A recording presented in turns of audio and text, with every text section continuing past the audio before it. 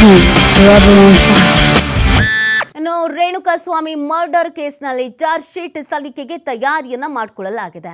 ಎಲ್ಲರ ಕುತೂಹಲ ಈ ಚಾರ್ಜ್ ಶೀಟ್ನಲ್ಲಿ ಏನೆಲ್ಲ ಇರಬಹುದು, ಏನೆಲ್ಲ ಮೆನ್ಷನ್ ಮಾಡ್ತಾರೆ.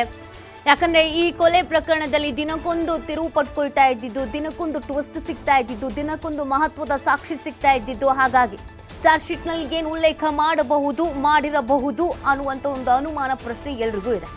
ಈಗಾಗಲೇ ತನಿಖೆ ಚುರುಕು ಪಡ್ಕೊಂಡಿದೆ, ಹಲವು ಸಾಕ್ಷಿಗಳನ್ನ ಕಲೆ ಹಾಕಲಾಗಿದೆ, ಚಾರ್ಜ್ ಶೀಟ್ ಸಲ್ಲಿಕೆಗೆ ತಯಾರಿಯನ್ನು ಕೂಡ ಮಾಡಿಕೊಳ್ಳಲಾಗಿದೆ.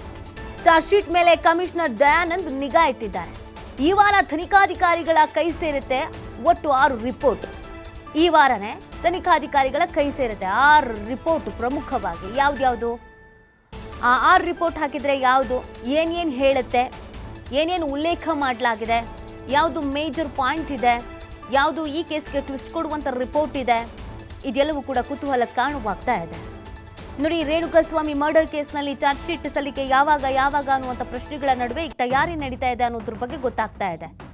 ಪ್ರಮುಖವಾಗಿ 6 ಡಾಕ್ಯುಮೆಂಟ್ ಅಂತೆ. ಹಾಗಿದ್ರೆ ಆ 6 ರಿಪೋರ್ಟ್ ಯಾವುದು ಅಂತ ನೋಡಿದರೆ, ಪಟ್ಟಣಗೆರೆ ಶೆಡ್ನಲ್ಲಿ ಸಂಗ್ರಹಿಸಿದ 2 CCTV ವಿಜುವಲ್ಸ್. ನಂಬರ್ 2, ಕೃತ್ಯ ನಡೆದಂಥ ಜಾಗದಲ್ಲಿ ಫಿಂಗರ್ ಪ್ರಿಂಟ್ ರಿಪೋರ್ಟ್. ನಂಬರ್ 3, ಸ್ಕಾರ್ಪಿಯೋದಲ್ಲಿದ್ದ ಆರೋಪಿಗಳ ಫಿಂಗರ್ ಪ್ರಿಂಟ್.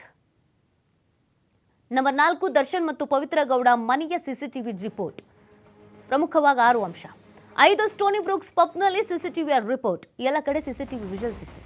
6 ಕೊಲೆ ಆರೋಪಿಗಳ ಮೊಬೈಲ್ ರಿಟ್ರೀವ್ ರಿಪೋರ್ಟ್. ನಂಬರ್ 6 ನೋಡಿ, ಒಟ್ಟು 6 ರಿಪೋರ್ಟ್ಗಳನ್ನು ನೋಡ್ತಾ ಇದ್ವಿ. ಒಂದು ಪಟ್ಟಣಗೆರೆ ಶೆಡ್ನ CCTV ರಿಪೋರ್ಟ್, ಇನ್ನೊಂದು ಕೃತ್ಯ ನಡೆದ ಜಾಗದಲ್ಲಿ ಫಿಂಗರ್ ಪ್ರಿಂಟ್ನ ರಿಪೋರ್ಟ್, ಮತ್ತೊಂದು ಸ್ಕಾರ್ಪಿಯೋದಲ್ಲಿನ ಆರೋಪಿಗಳ ಫಿಂಗರ್ ಪ್ರಿಂಟ್ನ ರಿಪೋರ್ಟ್, ಹಾಗೆಯೇ 4ನೇದು ದರ್ಶನ್ ಮತ್ತು ಪವಿತ್ರ ಗೌಡ ಮನೆಯ CCTV ರಿಪೋರ್ಟ್. 5ನೇದು ಕೂಡ ಸ್ಟೋನಿ ಬ್ರೋಕ್ ಪಬ್ನಲ್ಲಿ CCTV ರಿಪೋರ್ಟ್. ಇಲ್ಲಿ ಪಾರ್ಟಿ ಮಾಡಿದ್ರು ಅನ್ನೋದಿತ್ತು. ಕೊಲೆ ಆರೋಪಿಗಳ ಮೊಬೈಲ್ ರಿಟ್ರೀವ್ ರಿಪೋರ್ಟ್. ಇಷ್ಟು ಪ್ರಮುಖವಾದಂಥ ರಿಪೋರ್ಟ್ಗಳು. ಪ್ರಮುಖವಾಗಿ ಇಲ್ಲಿವರೆಗೂ ಸಿಕ್ಕಂಥ ಸಾಕ್ಷಿಗಳಲ್ಲಿ ಇದು ಮೇಜರ್ ಸಾಕ್ಷಿ ಅಂತ ಕರೆಸ್ಕೊಳ್ತಾ ಇದೆ. ಸೊ ಇದನ್ನ ಚಾರ್ಜ್ ಶೀಟ್ನಲ್ಲಿ ಮೆನ್ಷನ್ ಮಾಡೋಕ್ಕೆ ಎಲ್ಲ ತಯಾರಿಗಳು ಕೂಡ ಆಗ್ತಾ ಇದೆ. ಈ 6 ರಿಪೋರ್ಟ್ಗಳು ದರ್ಶನ್ಗೆ ಯಾವ ರೀತಿಯಾಗಿ ಸಂಕಷ್ಟವನ್ನ ತಂದೊಡ್ಡುತ್ತೆ ಅನ್ನೋದು ಈಗಿರುವಂಥ ಪ್ರಶ್ನೆ. ಪವಿತ್ರ ಗೌಡ ಮತ್ತು ದರ್ಶನ್ ಅವರ ಮನೆಯ CCTV ವಿಜುವಲ್ಸ್. ಅವತ್ತು ರಾತ್ರಿ, ಕೊಲೆ ನಡೆದ ರಾತ್ರಿ ಎಷ್ಟೊತ್ತಿಗೆ ಮನೆ ಬಿಟ್ಟು ಹೋಗಿದ್ರು, ಎಷ್ಟೊತ್ತಿಗೆ ವಾಪಸ್ ಬಂದರು, ಅವತ್ತು ಯಾವ ಬಟ್ಟೆ ಧರಿಸಿದ್ರು, ಯಾವ ವೆಹಿಕಲಲ್ಲಿ ಹೋಗಿದ್ರು, ಯಾರ್ಯಾರು ವಾಪಸ್ ಬಂದರು, ಹೋಗ್ತಾ ಯಾರ್ಯಾರು ಹೋಗಿದ್ರು, ಅದೆಲ್ಲವೂ ಅಲ್ಲಿ ಸಿಗತ್ತೆ. ಕೃತ್ಯ ನಡೆದ ಜಾಗದಲ್ಲಿ ಫಿಂಗರ್ ಪ್ರಿಂಟ್. ಆ ಶೆಡ್ನಲ್ಲಿ ಕೆಲವೊಂದಷ್ಟು ಐಟಮ್ಸ್ಗಳು ಸಿಕ್ಕಿದೆ ಅಂತ ಹೇಳ್ತಾ ಇದ್ರು. ಹೊಡೆಯೋದಕ್ಕೆ ಬಳಕೆ ಮಾಡ್ಕೊಂಡಿದ್ದಂಥ ಐಟಮ್ಸ್ಗಳು ಮತ್ತು ಅದು ಇದು ಅಂತ. ಅದರಲ್ಲಿ ಇವರ ಫಿಂಗರ್ ಪ್ರಿಂಟ್ಸ್ ಇದೆ ಅನ್ನೋದನ್ನು ಕೂಡ ಹೇಳಲಾಗ್ತಿತ್ತು. ಅದರ ರಿಪೋರ್ಟ್. ಸ್ಟೋನಿ ಬ್ರೋಕ್ನ ಪಬ್ನಲ್ಲಿ CCTV ರಿಪೋರ್ಟ್. ಈ ಕೊಲೆ ಆಗೋದಕ್ಕಿಂತ ಮುಂಚಿತ, ಕೊಲೆ ಆದ ನಂತರ ಈ ಪಬ್ಬಿಗೆ ಹೋಗಿ ಪಾರ್ಟಿ ಮಾಡಿದ್ದಾರೆ, ಕೂತು ಮಾತನಾಡಿದ್ದಾರೆ ಬಹಳ ಹೊತ್ತು ಅಂತ. ಅದರ CCTV ವಿಜುವಲ್ಸ್. ಎಷ್ಟೊತ್ತಿಗೆ ವಾಪಸ್ ಬಂದು ಕೂತರು, ಎಷ್ಟೊತ್ತಿಗೆ ವಾಪಸ್ ಹೋದರು, ಮತ್ತು ಈ ಪಾರ್ಟಿಯಲ್ಲಿ ಯಾರೆಲ್ಲ ಇದ್ದರು, ಇದು ಕೂಡ ಇಲ್ಲಿ ಇಂಪಾರ್ಟೆಂಟ್ ಆಗುತ್ತೆ. ಸ್ಕಾರ್ಪಿಯೋದಲ್ಲಿನ ಆರೋಪಿಗಳ ಫಿಂಗರ್ ಪ್ರಿಂಟ್. ಈ ಸ್ಕಾರ್ಪಿಯೋ ಚಿತ್ರಣವೇ ಬದಲು ಮಾಡಿಬಿಟ್ಟಿದ್ರು. ಮೊದಲಿಗೆ ಹಿಂದೆ ಡಿ ಬಾಸ್ ಅಂತ ಇತ್ತು, ಅದನ್ನು ಎಗರಿಸ್ಬಿಟ್ಟಿದ್ರು. ಮತ್ತು ನಂಬರ್ ಕೂಡ ಚೇಂಜ್ ಮಾಡುವಂಥ ನಿಟ್ಟಿನಲ್ಲಿ ಪ್ರಯತ್ನ. ಸ್ಕಾರ್ಪಿಯೋ ಕಲರ್ ಕೂಡ ಚೇಂಜ್ ಮಾಡುವಂಥ ಪ್ರಯತ್ನ. ಇದೆಲ್ಲದರ ನಡುವೆ ವಾಶಿ ಕೂಡ ಕೊಟ್ಟಿದ್ರು, ಆದರೆ ಕೆಲವೊಂದು ರಕ್ತದ ಕಲೆಗಳು ಸಿಕ್ಕಿದೆ ಅಂತ ಹೇಳಲಾಗ್ತಾ ಇತ್ತು. ಹಾಗಾಗಿ ಆ ಸ್ಕಾರ್ಪಿಯೋದಲ್ಲಿ ಏನೇನು ಪ್ರಿಂಟ್ ಸಿಕ್ಕಿದೆ ಅದನ್ನು ಕೂಡ ರಿಪೋರ್ಟ್ ಮಾಡಲಾಗಿದೆ ಅನ್ನೋದು ಗೊತ್ತಾಗ್ತಾ ಇದೆ. ಮತ್ತು ಇವರೆಲ್ಲರ ಮೊಬೈಲನ್ನು ರಿಟ್ರೀವ್ ಮಾಡ್ಕೊಳ್ಳಲಾಗಿದೆ. ವಾಟ್ಸಪ್ ಕಾಲ್ ಮಾಡ್ತಿದ್ರು ಅಂತ ಹೇಳ್ತಾ ಇದ್ರು, ಸಿಮ್ ಬೇರೆಯವ್ರ ಹೆಸರಲ್ಲಿ ತಗೊಂಡಿದ್ದಾರೆ ಅಂತ ಹೇಳ್ತಾ ಇದ್ರು, ಯಾರಿಗೆ ಕಾಲ್ ಮಾಡಿದ್ದಾರೆ, ಯಾವ ಸಿಮ್ ಯೂಸ್ ಮಾಡ್ತಿದ್ರು, ಯಾರ ID ಪ್ರೂಫನ್ನು ಕೊಟ್ಟು ಆ ಸಿಮ್ ಯೂಸ್ ಮಾಡ್ತಾ ಇದ್ರು, ಎಷ್ಟೊತ್ತಿಗೆ ಕಾಲ್ ಹೋಗಿದೆ, ಎಷ್ಟೊತ್ತಿಗೆ ಕಾಲ್ ಬಂದಿದೆ. ಆ್ಯಂಡ್ರಾಯ್ಡ್ ಮೊಬೈಲು ಅಂತ ಅಂದರೆ ಆವತ್ತಿನ ಆ ದಿನ ಅವರ ಲೊಕೇಶನ್ ಯಾವ ಟವರ್ನಲ್ಲಿ ಇತ್ತು, ಎಷ್ಟೊತ್ತಿಗಿತ್ತು, ಇದೆಲ್ಲವೂ ಕೂಡ ಗೊತ್ತಾಗತ್ತೆ. ಇದಿಷ್ಟು ಮಹತ್ವವಾದಂಥ ಸಾಕ್ಷಿಗಳು. ಇದರ ರಿಪೋರ್ಟ್ ಕೈ ಸೇರಿದೆ. ಈ 6 ರಿಪೋರ್ಟ್ಗಳು ದರ್ಶನ್ಗೆ ತಲೆನೋವನ್ನು ತರೋದಂತೂ ಫಿಕ್ಸು. ಸೊ ಹಾಗಾಗಿ ಮುಂದಿನ ನಡೆಗೇನು, ನಿರ್ಧಾರ ಏನು, ನಿಲುವೇನು, ಈ ಒಂದು ತನಿಖೆಗೆ ಈ 6 ರಿಪೋರ್ಟ್ಗಳು ಎಷ್ಟರ ಮಟ್ಟಿಗೆ ಪೂರಕವಾಗುತ್ತೆ, ಈ 6 ರಿಪೋರ್ಟ್ಗಳು ದರ್ಶನ್ ಈ ಕೊಲೆ ಕೇಸ್ನಲ್ಲಿ ಭಾಗಿಯಾಗಿದ್ದಾರೆ ಅಥವಾ ಆಗಿಲ್ಲ ಅನ್ನೋದಕ್ಕೆ ಎಷ್ಟರ ಮಟ್ಟಿಗೆ ಸಹಕಾರಿ ಆಗುತ್ತೆ ಅನ್ನೋದು ಈಗಿರುವಂಥ ಕುತೂಹಲ ಆಗಿದೆ. ಇನ್ನೂ ಅನೇಕ ರೀತಿಯಾದಂಥ ಸಾಕ್ಷಿಗಳನ್ನು ಈಗ ಆಲ್ರೆಡಿ ಸಂಗ್ರಹ ಮಾಡಾಗಿದೆ.